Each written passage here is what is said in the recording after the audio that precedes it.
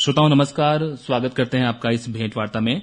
और हम आपको बता दें कि दिनांक 12 दिसंबर 2020 को जिला सागर में नेशनल लोक अदालत का आयोजन होने जा रहा है और उस संदर्भ में बातचीत करने के लिए आज हमारे बीच अपर जिला एवं सत्र न्यायाधीश एवं सचिव जिला विधिक सेवा प्राधिकरण जिला न्यायालय सागर से विधि सक्सेना जी आई हुई हैं। आपका बहुत बहुत स्वागत है। बहुत बहुत धन्यवाद।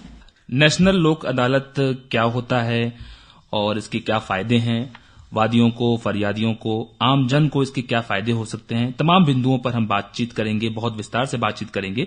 लेकिन सबसे पहले हम ये समझना चाहेंगे कि लोक अदालत होता क्या है। जी हाँ निशाद जी, बहुत अच्छा प्रश्न पूछा आपने। सबसे पहले मैं आप सबको यही बताना चाहती हूँ कि लोगों की अदालत और इसकी संकल्पना गांव में लगने वाली पंचायतों पर आधारित है। वर्ष 1976 में संविधान में 42वां संशोधन किया गया और अनुच्छेद 39A जोड़ा गया, जिसके मार्फत आर्थिक न्याय को सम्मिलित किया गया। आज के परिवेश में लोक अदालत के लिए समस्त कार्य इसी अनुच्छेद के अंतर्गत किए जाते हैं। जी, आपने बताया कि आर्थिक न्याय एक महत्वपूर्ण पहलू है और आर्थिक न्याय जो है इसकी संकल्पना को स्थापित करने के लिए भी ये महत्वपूर्ण है।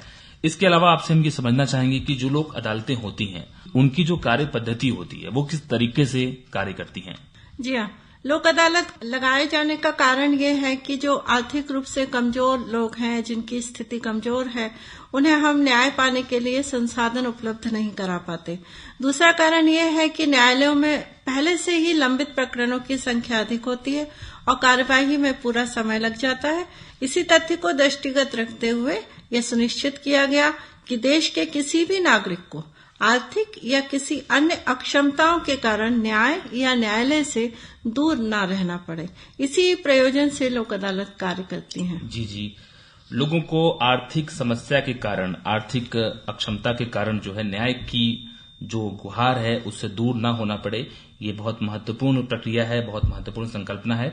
इसके अलावा आपने जिस प्रयोजन की बात की, तो उस प्रयोजन को पूरा करने के लिए क्या कोई खास नियम निर्धारित किए गए हैं जिसके अंतर्गत इसे पूरा किया जाता है? जी हाँ, बिल्कुल।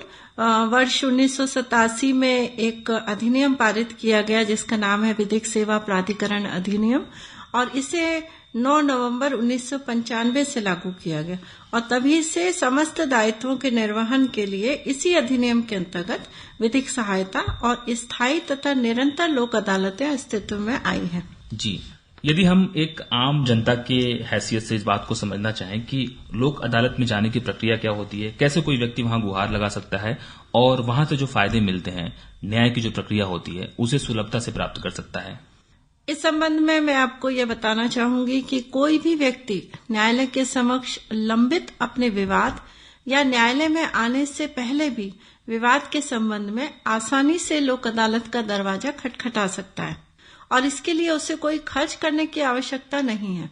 अधिनियम 1987 की धारा 18 सबसेक्शन 1 में ये प्रावधान किया गया है कि सामान्य रूप से न्यायालय में लंबित प्रकरण के निराकरण में समय लगने की संभावना होती है और इसीलिए न्यायालय की अनुमति से उभय पक्ष अपने विवाद का निराकरण लोक अदालत में करवाने की अपनी इच्छा प्रकट कर सकते हैं, ताकि आपसी बातचीत से अपने विवाद को समय रहते सौहार्दपूर्ण तरीके से हल किया जा सके।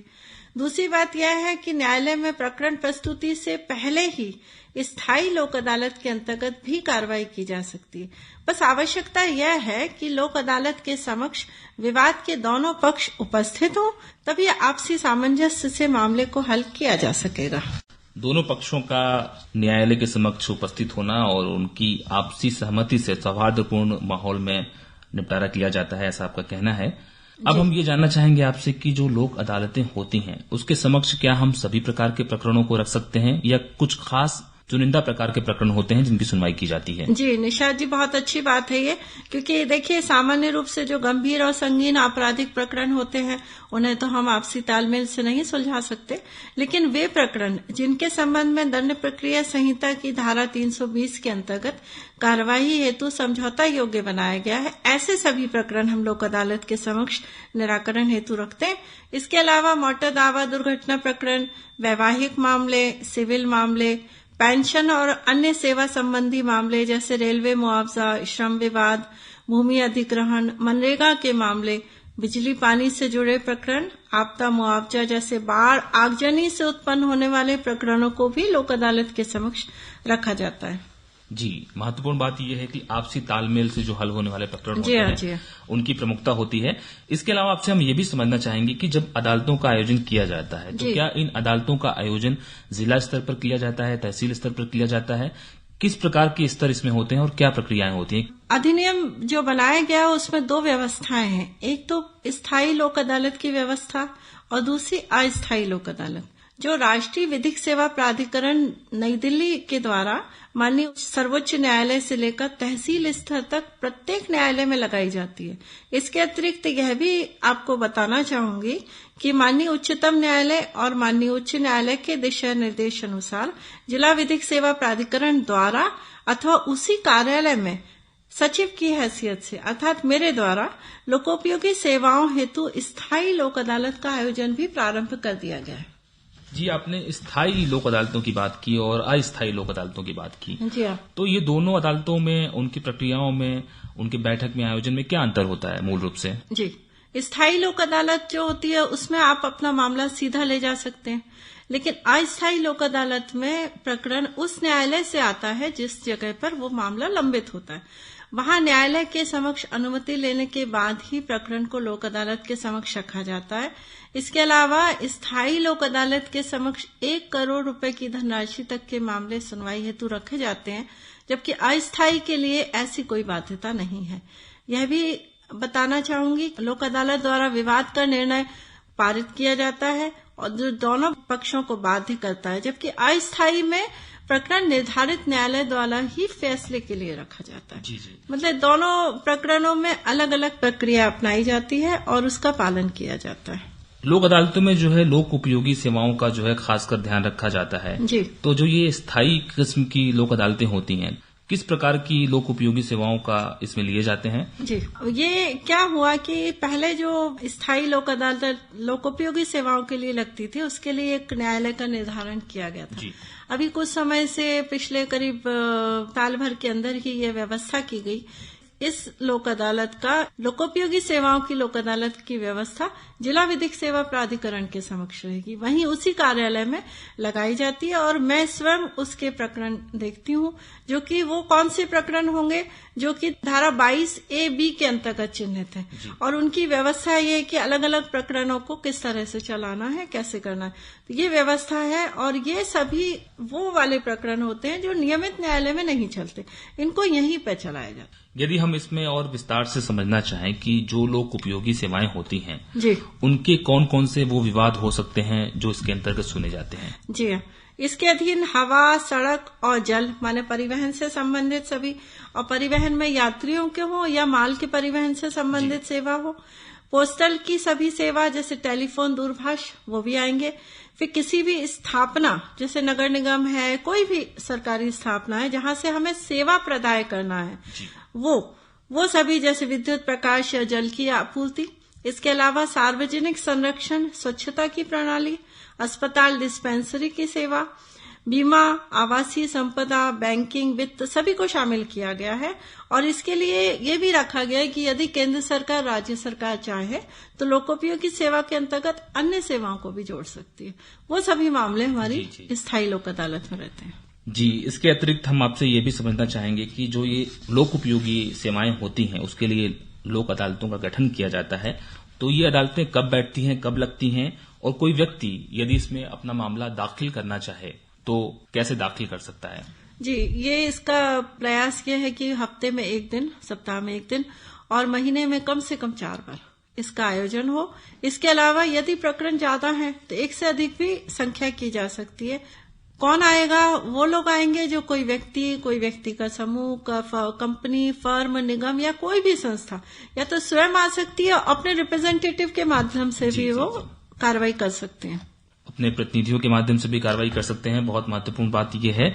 इसके अलावा जो स्थायी लोक अदालतों में जो सेवाएं दी जाती हैं, जी, उसके क्या लाभ होते हैं? यदि हम सामान्य अदालतों से उसकी तुलना करें तो ये स्थायी जो लोक अदालतें होती हैं वो जनता तक न्याय पहुंचाने में कैसे त्वरित और उपयोगी सिद्ध होती हैं?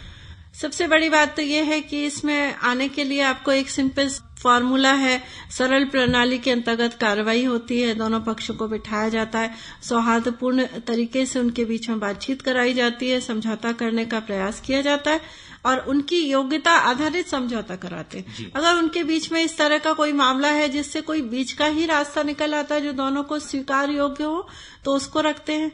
सबसे अच्छी बात यह है कि यहाँ आपको कोई न्याय शुल्क नहीं देना पड़ता, सिर्फ एक सिंगल एप्लीकेशन लगती है और व्यक्ति वहां पहुंच जाता है, हमारे पास आते हैं, नोटिस इश्यू होते हैं और सामने वालों को बुलाकर उनसे बातचीत करते हैं और इस आदेश की कोई अपील नहीं होती। तो यहीं पे सब मामला खत्म हो जाता है। मतलब निःशुल्क है, निःशुल्क होने के साथ साथ यहाँ पे जो आदेश अवार्ड पारित किया जाता है उसकी आगे अपील नहीं होती है। जी, बहुत महत्वपूर्ण तो बात वो अंतिम हो जाता है, अंतिम आदेश होता है निश्चित रूप से। इसके अलावा आपसे ये भी हम समझना चाहेंगे कि जो नेशनल लोक अदालतें होती हैं उनका क्या कुछ सीमित अधिकार क्षेत्र होता है या उनका अधिकार क्षेत्र का दायरा क्या होता है? जी, ऐसा है कि जिस जगह पे लोक अदालत लगती है, जैसे आपने देखा है कि हर तरह राजस्व न्यायालय हो या जिला न्यायालय हो, जिनके अपने अपने क्षेत्राधिकार होते हैं, उस क्षेत्राधिकार के लिए उसी न्यायालय की खंडपीठ बनाई जाती है और उस क्षेत्र के अंतर्गत वो अपनी नेशनल लोक अदालत का आयोजन करते हैं। नेशनल लोक अदालत आयोजन जो होता है, जिला स्तर पर ये दायित्व किसके पास होता है? क्या जिला स्तर से लेकर तहसील स्तर तक भी ये होता है? जी हाँ, बिल्कुल होता है। जैसे मैंने आपको बताया कि माननीय उच्चतम न्यायालय के निर्देशानुसार राष्ट्रीय विधिक सेवा प्राधिकरण नई दिल्ली के अंतर्गत कार्य होते हैं, ऐसे ही हमारे जिले मध्य प्रदेश राज्य के लिए भी राज्य विधिक सेवा प्राधिकरण जबलपुर बना हुआ है। उन्हीं के अंतर्गत हम हर जिले में, तहसील में, ब्लॉक पर, सभी जगह पर, प्रत्येक स्तर पर लोक अदालत का आयोजन करते हैं। इसका नाम जो है नेशनल लोक अदालत दिया गया है,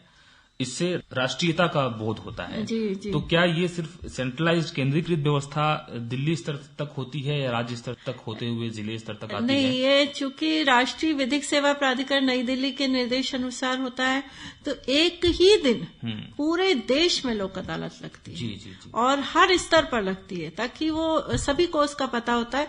चूंकि अभी बीच में आपने देखा कि कोविड की संक्रमण काल था, तो कुछ हमारी जो डेट्स पहले से तय थी वो आगे बढ़ाई गई और अब ये पूरे 12 तारीख को पूरी देश में लगेगी। पूरे देश में एक साथ लोक अदालत आयोजित की जाती है, नेशनल लोक अदालत कहते हैं इसे।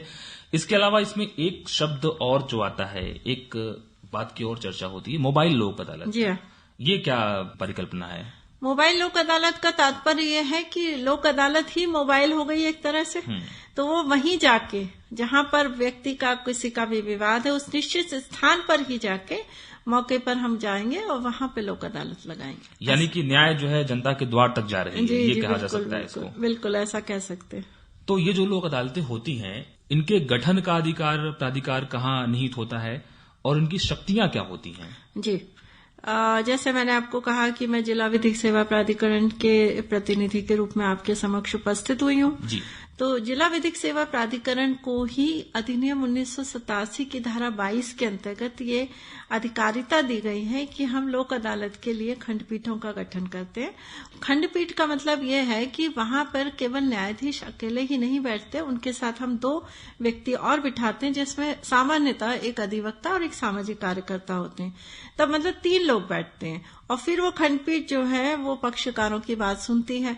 न्यायालय की लगभग वैसी ही प्रक्रिया होती है जैसे न्यायालय में होता है। अगर पक्षकार ने आवेदन दिया तो हम साक्षी को समन भी कर सकते हैं, बुला सकते हैं। यदि कोई वो दस्तावेज पेश करना चाहता है तो वो भी ले सकते हैं।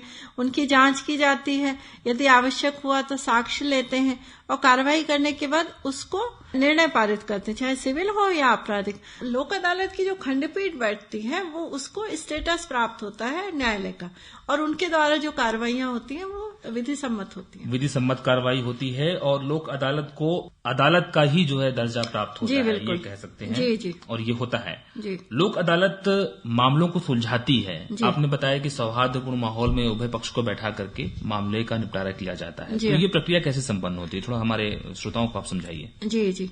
बहुत इम्पोर्टेंट क्वेश्चन आपने पूछा है कि सामान्यतः लोगों को ये जानकारी नहीं होती कि लोक अदालत काम कैसे करती है। तो लोक अदालत में क्या करते हैं कि जब हमें पता चलता है कि ये मामला ऐसा है, मैंने आपको सबसे पहले शुरू में ये बात बताई थी कि मामला समझौता योग्य होना चाहिए। यदि वो मामला किसी भी विधिक प्रक्रिया के अंतर्गत अगर वो समझौता योग्य नहीं है तो उसे हम लोक अदालत में नहीं रख सकते। पहली कंडीशन उसकी ये है। जैसे ही वो लोक अदालत में हमने देखा कि भाई ये वाला मामला जो है दोनों पक्षों के बीच में राजीनामा करा सकता है, तो हम उनको दोनों पक्षों को बुलाते हैं, उनसे बातचीत करते हैं और फिर उनको उस बारे में बताते हैं कि आप इस तरह से अपने प्रकरण को निपटा सकते हैं। अगर वो लोग ये मानते हैं कि हाँ हम इस राजीनामा के लिए इच्छुक हैं, तो उनको सुझाव दिया जाता है कि यदि आप चाहें तो अंतिम रूप से आपका निराकरण हम लोक अदालत के माध्यम से कर सकते हैं। यदि ये है कि उनकी कानूनी परिधि में उसको हल नहीं किया जा सकता, या मान लीजिए कि बातचीत करने के दौरान कई बार ऐसा हो जाता है कि वो किसी एक पॉइंट पे आके पक्षकारों को लगा कि नहीं हम कोर्ट से ही इसका निर्णय कराएंगे, लोक अदालत से नहीं कराना, तो वैसी स्थिति भी बनती है, तो उसको हम लोक अदालत में नहीं रखते और उसको मामले को न्यायालय के लिए जी, ये बहुत महत्वपूर्ण प्रश्न है कि लोक अदालत में सुनवाई के लिए मामला आया, आपने बोला कि समझौते योग्य मामले होने चाहिए और सौहार्दपूर्ण तरीके से निपटारा नहीं हो पा रहा है या किसी बिंदु पे बात अटक गई है, असहमति की स्थिति उत्पन्न हो रही है, तो ऐसी स्थिति में जहां निपटारा अंतिम रूप से नहीं हो पाया तो पक्षकारों के पास क्या विकल्प बचता है? हाँ, अगर पक्षकार राजीनामा नहीं कर पाए या आखिरी में मान लीजिए जो अपन कहते हैं ना कि लोक अदालत में ना कोई जीता ना कोई हारा, दोनों पक्ष जीतते हैं, तो मान लीजिए कि आखिरी टाइम पे उनको ऐसा मन बन जाता है कि नहीं ये कुछ मुझे ऐसा लग रहा है कि स्वीकार योग्य नहीं है, तो वहां पर हम ये बात लिखते हैं कि ये लोग स्वेच्छा से राजीनामा करने के इच्छुक नहीं है और उस प्रकरण को उसी न्यायालय को वापस कर दिया जाता है जहां पर वो लंबित है। तो वहां पे उसका विधिक प्रक्रिया अनुसार विधिपूर्ण तरीके से उसका निर्णय पारित किया जाता है। सामान्यतः जो लोक अदालत में प्रकरण होते हैं जिनका निर्णय पारित होता है उससे हम निर्णय नहीं कहते, उसे अवार्ड कहा जाता है और उस अवार्ड को अंतिम और बाध्यकारी माना जाता है। जैसे मैंने आपसे कहा कि इसकी कोई अपील नहीं होती तो वो फाइनल माना जाता है। इसमें अवार्ड आपने बताया कि अवार्ड कहते हैं, अवार्ड और निर्णय में क्या वो मूल रूप से अंतर होता है? अवार्ड एक्चुअली क्या है कि थोड़ा सा अलग हटके ये प्रश्न आपका है कि सिविल प्रक्रिया संहिता और दंड प्रक्रिया संहिता में न्यायालय के समक्ष जो प्रकरण चलते हैं जिनमें शुरू से एक पूरी कहना चाहिए स्टेप बाय स्टेप पूरी कार्रवाई होती है, उसमें निर्णय पारित होता है, दोनों पक्षों की साक्ष्य आती है, दोनों के आर्गुमेंट सुने जाते हैं, उसके बाद न्यायालय निर्णय पारित करता है। और ये जो होता है अवार्ड, उसे मतलब है कि दोनों पक्षों ने आपसी सहमति से ये बातें तय की हैं और अब उस पर कोर्ट की सील लग रही है, मतलब खंडपीठ की सील लग गई है। मतलब ये जो समझौता होता है वो पक्षकार खुद करते हैं, न्यायालय नहीं करता, पक्षकार खुद आगे बढ़ के बात करते हैं। जी, बहुत महत्वपूर्ण बात है और बहुत अच्छे तरीके से आपने दोनों के अंतर को समझाया, हमारे श्रोताओं के लिए निश्चित रूप से बहुत लाभकारी होगा। जी। चलते चलते आपसे हम ये भी जानना चाहेंगे कि विधिक सहायता जो है जिला विधिक सेवा प्राधिकरण द्वारा वादियों को, फरियादियों को, पक्षकारों को दी जाती है और खासकर लोक अदालत में प्रक्रिया निःशुल्क होती है, तो यहाँ पे जो लोग विधिक सहायता प्राप्त करना चाहते हैं, कौन कौन से वो लोग होते हैं जिनको विधिक सहायता निःशुल्क मिलती है? हाँ, इनके लिए एक निश्चित आय पहले 1 लाख रुपए थी, अभी कुछ समय पहले अमेंडमेंट करके उसको आय को बढ़ाया गया है। वो लोग जिनकी इतनी सैलरी या किसी भी तरीके से विकल्प के रूप में इतनी आय आ रही है इतने लाख रुपए की, उनको जिनकी आय मतलब इतने लाख से कम है, और महिलाएं, आश्रित, अनुसूचित जाति जनजाति के लोग, दिव्यांग, इनके लिए आय का कोई प्रावधान नहीं है, ये आप ध्यान रखें। जेल में जो बंदी हमारे निरुद्ध हैं, बंदी भाई हैं जो, वो उनके लिए, और इसके अलावा अभी जो हुआ है कुछ समय से जो हमारे देश ने आपदा फेस की है उससे पीड़ित व्यक्तियों को भी हम ये सहायता उपलब्ध कराते हैं। इसके लिए सिंपली एक आवेदन हमारे पास आता है जिला विधिक सेवा प्राधिकरण में, और उस आवेदन के आधार पर उनकी जो रिक्वायरमेंट है उस आधार से उनको हम वकील उपलब्ध कराते हैं, अधिवक्ता देते हैं अपनी पैनल सूची में से, और फिर वो अपने आवश्यकता के अनुरूप जो है अधिवक्ताओं की मदद मुहैया कराई जाती है। जी हाँ। इसमें ये भी हम समझना चाहेंगे कि खासकर संवेदनशील जो वर्ग हैं समाज के, उनका ध्यान रखा गया है ताकि वो न्याय से वंचित न हो, न्याय प्रक्रिया उन तक पहुंचे। ये विधिक सहायता जो होती है वो किस प्रकार से दी जाती है? जैसे आप अधिवक्ताओं को मुहैया कराती हैं, तो कैसे ये सेवाएं उन तक पहुंचती हैं? हाँ, विधिक सहायता शब्द जो है ये फ्रेज कहें तो बहुत बड़ा है जी। विधिक सहायता का मतलब केवल यही नहीं है कि कोई हमारे पास आवेदन पेश करता है और हमने उनको फला वकील साहब सूची में से पकड़ाया कि भाई ये वकील साहब आपका केस लड़ेंगे। इसके अलावा किसी भी प्रकार की सहायता, माने अगर वो कंसल्ट भी करना चाहता है तो भी हमारे पास आ सकता है। यहाँ आवेदन अगर वो देते हैं तो आवेदन में उनको ये उल्लेख करना पड़ता है कि ये हमारी समस्या है, इस तरह का काम हम चाहते हैं, तो फिर उसी हिसाब से हमारे पास जो सूची में अधिवक्ता होते हैं उनको दिया जाता है। ये जो खर्चा होता है, वकील का जो खर्चा है या पोस्टल जो भी खर्चा हो रहा है या पेपर्स के सबमिशन का खर्चा है, फोटोकॉपी का, ये सब कुछ राज्य शासन द्वारा वहन किया जाता है। उस पक्षकार को कुछ भी नहीं देना। ये सारी सुविधाएं निःशुल्क होती हैं जी बिल्कुल, और जिला विधिक सेवा प्राधिकरण के द्वारा उपलब्ध कराई जाती हैं। हाँ, ये होता ये है कि निशाद जी जब प्रकरण का निपटारा हो जाता है तो वकील साहब वहां का एक सर्टिफिकेट हमारे पास लाते हैं और उसमें न्यायालय के द्वारा ये उल्लेख किया जाता है कि इनके द्वारा इसकी पैरवी की गई, ये इन्होंने काम किया, उसके आधार से फिर हम वकील साहब। बहुत वृहद दायरा होता है लोक अदालतों का और राष्ट्रीय स्तर पर एक साथ आयोजित किया जाता है। तो खासकर यदि हम सागर के परिप्रेक्ष्य में बात करें तो कितनी खंडपीठ जो है यहाँ पे बैठाई जा रही है और किन किन विभागों के द्वारा प्रतिनिधि आ रहे हैं मामलों का निपटारा करने के लिए? देखिए, जो अभी हमारी 12 दिसंबर को जो लोक अदालत प्रस्तावित है, नेशनल लोक अदालत, उसमें जिला विधिक सेवा प्राधिकरण द्वारा जिला और तहसील स्तर पर 41 खंडपीठों का तैयार किया गया। इन खंडपीठों में एक सामाजिक कार्यकर्ता और एक अधिवक्ता होंगे। यदि हमारे पास सामाजिक कार्यकर्ता उपलब्ध नहीं होते तो हम 2 अधिवक्तागण बिठाते हैं। ये सभी खंडपीठें सभी स्तर पर हैं, ब्लॉक स्तर तक जाएंगे। इसके अलावा ये विद्युत अधिनियम, टेलीकॉम, BSNL, सभी प्रकार के बैंक, चाहे वो प्राइवेट हो या नेशनलाइज हो, या फाइनेंस कंपनी के प्रकरण, नगर निगम के, जल संपत्ति, भवन कर, अन्य करों से संबंधित सभी प्री लिटिगेशन प्रकरणों को रखा जाता है। एक बात और मैं आपको कहना चाहूंगी कि इस समय जब ये नेशनल लोक अदालत का आयोजन होता है उस समय राज्य सरकार द्वारा कई प्रकार की छूट दी जाती हैं। जो नगर निगम के कि उन्होंने कहा कि भाई साल भर का आपने जमा नहीं किया कर तो उस पर हम इतने प्रतिशत की आपको छूट दे रहे हैं, तो वो केवल एक ही दिन के लिए मिलती है जिस दिन नेशनल लोक अदालत होती। इसके अलावा विद्युत के प्रकरण है, उस पर MPB के द्वारा बहुत सारी छूट होती। इसका यदि कोई लाभ उठाना चाहते हैं तो नेशनल लोक अदालत के दिन जरूर आए। और इस मंच के माध्यम से मैं निशाद जी के माध्यम से आप सबको ये कहना चाहूंगी कि नेशनल लोक अदालत की जानकारी आपको किसी भी प्रकार से मिले, चाहे हमारी वार्ता के द्वारा, चाहे जो हमारे प्रसारण हो रहे हैं सब जगह उनके द्वारा पता चले, तो एक बार जरूर यहाँ आकर देखिए कि क्या हम आपकी कोई सहायता कर सकते हैं। निश्चित रूप से बहुत बड़ी बात है। आपने जैसा कि बताया कि नेशनल लोक अदालत के दिन विशेष प्रकार की छूट, खासकर जो लंबित मामले होते हैं विद्युत विभाग के या नगर निगम के, आपके बिल ज्यादा होते हैं, उसमें बहुत सारी रियायतें मिल सकती हैं। तो आम जन को इसका लाभ जरूर लेना चाहिए और यही प्रयास है कि इस माध्यम से जो लोग बात सुन रहे हैं, जिनके कानों तक ये आवाज जा रही है, निश्चित रूप से लोग इस अदालत की तरफ आएंगे और उनकी सेवाओं का लाभ लेंगे। बहुत सारी सेवाओं की बात आपने की। हम मानवाधिकार की बात करना चाहेंगे कि मानवाधिकार के बहुत सारे हनन के मामले आते हैं और एक गरिमापूर्ण जीवन जीने का अधिकार हर व्यक्ति को है। तो क्या लोक अदालतें, अगर हम इन पर्टिकुलर बात करें, तो किस हद तक लोगों की मदद करती हैं?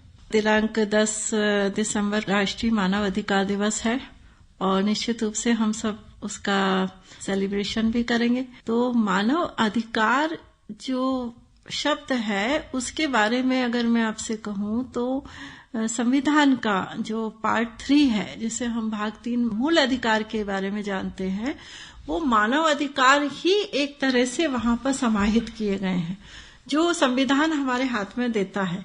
इसके अलावा जो मैं जिस अधिनियम की बात आपसे कर रही थी, 1987 का जो विधिक सेवा प्राधिकरण अधिनियम है, वहां भी देखें तो जो सेक्शन 12 में कैटेगरी की गई है लोगों की कि वो उसकी इतनी आय हो, दिव्यांग हो, महिला हो, बंदी हो, वो सभी लोग, वो उनके प्रति हमने एक मानवीय प्रवृत्ति को प्रकट करते हुए ही अपनी संवेदनाएं व्यक्त की हैं। तो कहीं ना कहीं लोक अदालत, नेशनल लोक अदालत हो या कोई भी लोक अदालत हो, वो हम उस व्यक्ति विशेष तक पहुंचना चाहते हैं जिसे कि अपने अधिकारों की सुरक्षा के लिए कोई सी तरह की आवश्यकता पड़ती है। तो मानव अधिकार दिवस हो चाहे नेशनल लोक अदालत दिवस हो, मुझे लगता है ये दोनों एक दूसरे के सापेक्ष ही चलते हैं। निश्चित रूप से एक दूसरे के सापेक्ष चलते हैं और पूरक एक दूसरे के होते हैं, विकल्प ना होकर के। जी। जहां जो कमी होती है उसे पूरी की जाती है दूसरे के द्वारा। बहुत महत्वपूर्ण बात यह है। और आखिरी में चलते चलते पूछना चाहेंगे कि बहुत सारी स्थितियां बदली हैं कोविड-19 के बाद। एक संक्रमण काल का दौर आया और अभी चल भी रहा है, तो प्रक्रियाएं काफी बदली हैं। बहुत सारी चीजें ऑफलाइन से ऑनलाइन की तरफ गई हैं। तो क्या नेशनल लोक अदालत का आयोजन, जो कि इस बार कोविड काल में हो रहा है, इसमें कुछ परिवर्तन आया है या किस प्रकार के जो एहतियात हैं उनका पालन किया जा रहा है? जो 12 दिसंबर की लोक अदालत अभी आयोजित हो रही है, इससे पहले आखिरी लोक अदालत हमने 8 फरवरी को लगाई थी। और इस दौरान जब से मार्च के मिड टाइम से लॉकडाउन चलता रहा, मैं ये भी कहूंगी कि हम इस परिप्रेक्ष्य में स्वयं को बचाए रखने के लिए बहुत संघर्ष कर रहे हैं। अपने जीवन को बचाने के लिए भी सभी लोग संघर्ष कर रहे हैं। ऐसी स्थिति में जिला विधिक सेवा प्राधिकरण सागर इस मंच के माध्यम से और इस कार्यक्रम को सुन रहे मेरे सभी लोगों से अपनी पूरी मार्मिक और भावनात्मक संवेदनाएं प्रकट करता है। हम सभी एक कठिन दौर से गुजर रहे हैं और न केवल स्वयं को बल्कि अपने संपर्क में आने वाले प्रत्येक व्यक्ति को संरक्षित और सुरक्षित रखने के लिए प्रयासरत है। फिर भी मेरा मानना है कि स्वयं को संरक्षित रखते हुए भी अपने नियमित और दैनिक आवश्यक कार्य को हम स्थगित नहीं कर सकते। इसीलिए जो राज्य शासन ने और माननीय उच्च न्यायालय द्वारा जो दिशा निर्देश हमें जारी किए गए, उन्हीं दिशा निर्देशों को मानते हुए और सुरक्षा हेतु उठाए जाने वाले सभी प्रयासों के अधीन रहते हुए जिला विधिक सेवा प्राधिकरण 12/12/2020 को नेशनल लोक अदालत का आयोजन रख रही है। और ये भी है, इस बार विशेष रूप से ये प्रयास किया जा रहा है कि मैक्सिमम काम, अधिकतम काम हम ऑनलाइन करें और बहुत कम ही लोगों को हमारे न्यायालय तक आना पड़े। जो बहुत ही जरूरी हो वहां तक आए। सभी लोगों को ये प्रयास किया गया कि अपने कार्यालय से ही ऑनलाइन कार्रवाई करें।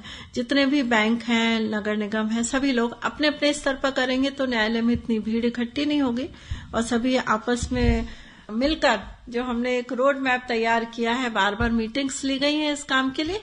और कोशिश ये है कि हमारे पैरा लीगल वॉलंटियर्स और पैनल अधिवक्ताओं के साथ मिलकर हम बहुत अच्छा काम कर सकेंगे। निश्चित रूप से तमाम जो एहतियात है उनका पालन किया जा रहा है और जिला विधिक सेवा प्राधिकरण की पूरी तैयारी है। 12 दिसंबर 2020 को आगामी ये जो नेशनल लोक अदालत आयोजित किया जा रहा है उसके संदर्भ में, और न कोई जीता न कोई हारा, न्याय की सिर्फ जीत होती है और अंततः समाज की जीत होती है। ये नेशनल लोक अदालत का मर्म है और इसी दृष्टिकोण को ध्यान में रखते हुए 12 दिसंबर 2020 को इसका आयोजन किया जा रहा है।